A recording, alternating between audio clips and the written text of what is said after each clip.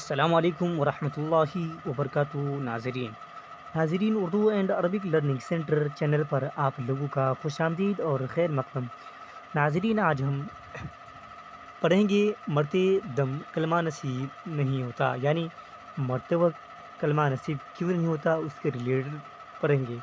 چلیے شروع کرتے ہیں۔ اس سے پہلے کہ جو نئی ویورز اس چینل پہ آئے ہیں، ضرور اس چینل کو سبسکرائب کریں تاکہ آنے والی ویڈیو کا نوٹیفیکیشن آپ تک آسانی کے ساتھ پہنچ سکے۔ چلیے شروع کرتے ہیں۔ بسم اللہ الرحمن الرحیم۔ مرتے دم کلمہ نصیب نہیں ہوتا۔ ناظرین ایک دم غور سے دیکھیے گا، کیونکہ بہت ضروری ہے یہ قصہ ہم اور آپ کو سننے کے لیے اور اس پر عبرت حاصل کرنے کے لیے۔ چلیے، نبی اکرم صلی اللہ علیہ وسلم کے زمانے میں ایک بہت بڑے بزرگ و زاہد جو پابند صوم و صلاۃ تہجد گزار ہونے کے ساتھ بے پناہ صدقہ و خیرات کرنے والے اور راہ خدا میں بے دریغ مال خرچ کرنے والے بھی تھے، بیمار ہو گئے اور مرض بڑھتا گیا۔ جان کنی کا وقت آ گیا۔ ان کی بیوی نے رسول اللہ صلی اللہ علیہ وسلم کے پاس خبر بھیجی کہ میرے شوہر سخت بیمار ہو گئے ہیں۔ تو آپ صلی اللہ علیہ وسلم نے حضرت عمار، خبیب اور بلال رضی اللہ عنہ کو یہ فرما کر بھیجا کہ وہاں جا کر ان کے پاس کلمہ شہادت کی تلقین کرو۔ چنانچہ یہ تینوں حضرات بزرگ کی خدمت میں پہنچے، دیکھا کہ نزا کی حالت میں ہے، کلمہ شہادت لا الہ الا اللہ کی تلقین کرنے لگے، لیکن ان کی زبان کھلتی ہی نہیں۔ بڑی کوشش کی لیکن زبان پر کلمہ جاری نہیں ہوا۔ بالآخر آپ صلی اللہ علیہ وسلم کو خبر دی گئی۔ آپ صلی اللہ علیہ وسلم نے فرمایا کہ ان کے والدین میں سے کوئی زندہ ہے؟ بتایا گیا کہ ان کی ماں ہیں جو بہت کمزور اور عمر دراز ہے۔ آپ صلی اللہ علیہ وسلم نے ان کی ماں کے پاس ایک قاصد بھیجا کہ جا کر کہو کہ اگر آپ کو چلنے کی طاقت ہے تو حضور صلی اللہ علیہ وسلم کی خدمت میں تشریف لے چلے، اور اگر نہیں جا سکتی تو آپ گھر ہی میں رہے۔ آقا صلی اللہ علیہ وسلم خود تشریف لائیں گے۔ قاصد نے جا کر جب ان کی ماں کو حضور صلی اللہ علیہ وسلم کا پیغام سنایا تو کہنے لگے، میری جان آپ صلی اللہ علیہ وسلم پر قربان، میں آپ صلی اللہ علیہ وسلم کے پاس جاؤں گی۔ چنانچہ لاٹھی کے سہارے ٹیک لگا کر کھڑی ہوئی اور آپ صلی اللہ علیہ وسلم کی خدمت میں حاضر ہو کر سلام عرض کی۔ آپ صلی اللہ علیہ وسلم نے سلام کے جواب کے بعد فرمایا، اے بوڑھی، تو اپنے بیٹے کے بارے صحیح صورت حال سے مجھ کو باخبر کر۔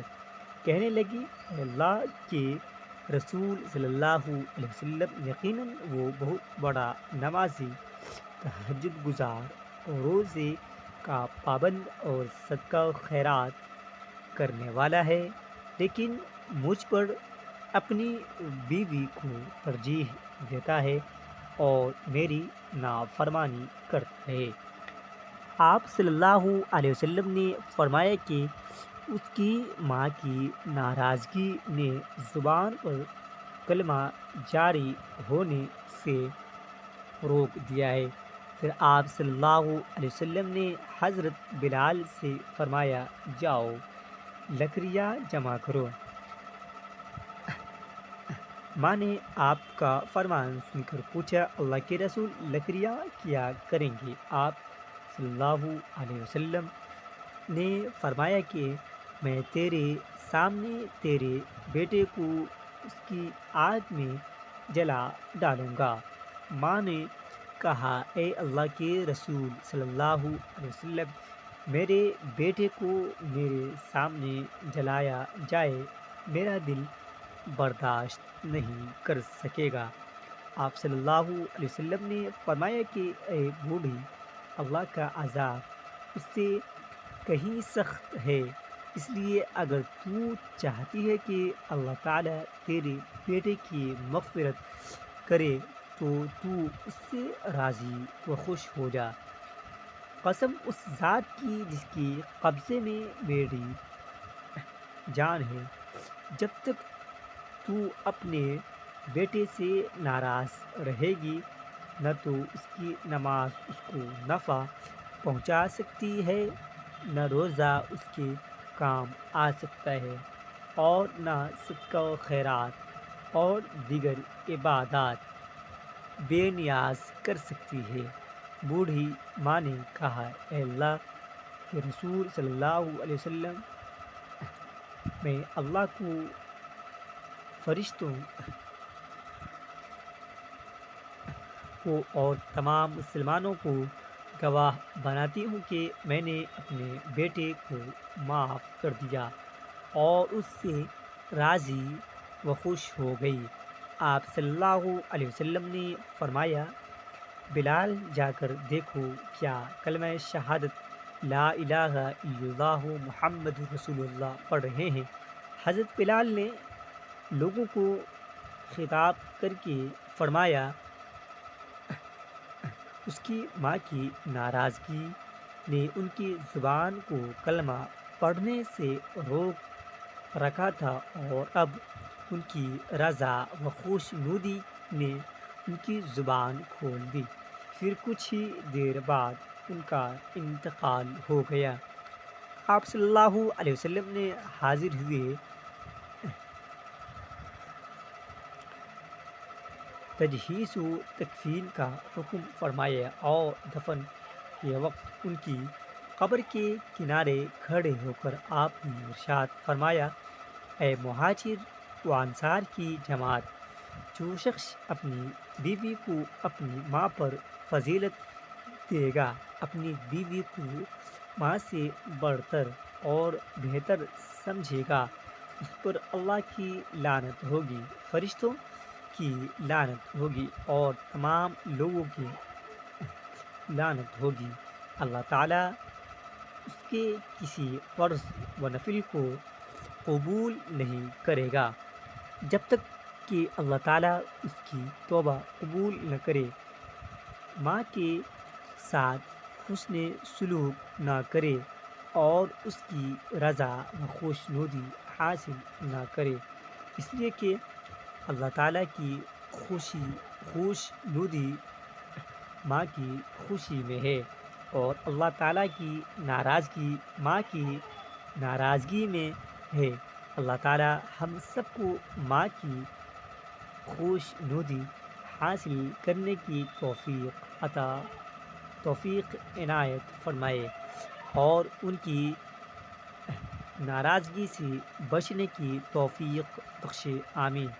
دوستو، یہ ہے کہ ماں باپ کی نافرمانی کا وبال کے بوقت خاتمہ کلمہ تک نصیب نہیں ہوتا، چنانچہ جائے کہ ایسا نافرمان شخص کل روز قیامت جنت کی راحت و آرام سے لطف اندوز ہو سکے۔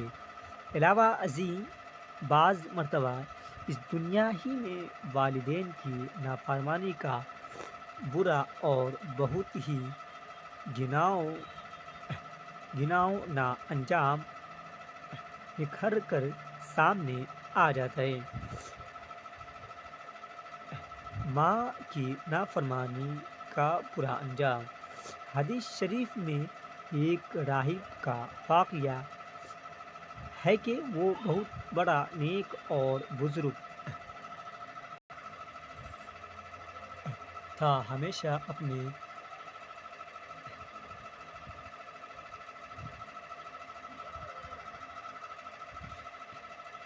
کینسا میں عبادت و ریاضت میں مصروف رہتا۔ ایک دن نماز میں مشغول تھا کہ اس کی ماں نے اسے بلایا اور کئی مرتبہ آواز لگائی، مگر وہ نماز میں مشغول رہا۔ نماز سے فارغ ہو کر ماں کے پاس گیا، لیکن ماں نے اس کے فوراً نہ آنے کی وجہ سے بد دعا کر دی۔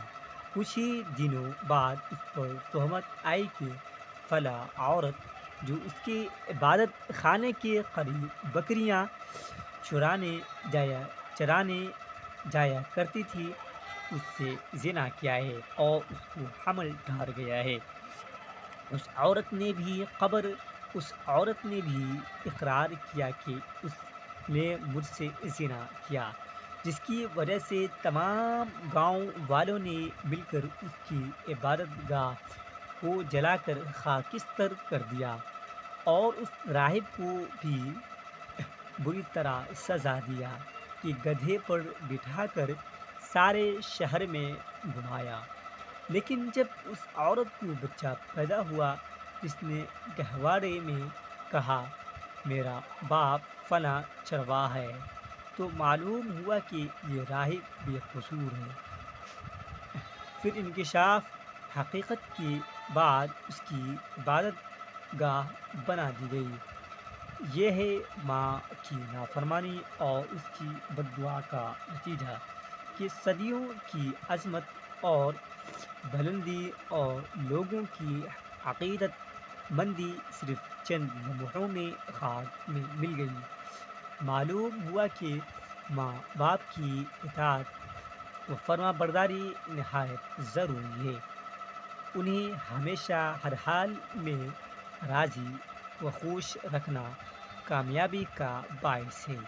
اگر ماں کی دعائیں ساتھ ہوں تو دنیا آپ کے قدم چومے گی۔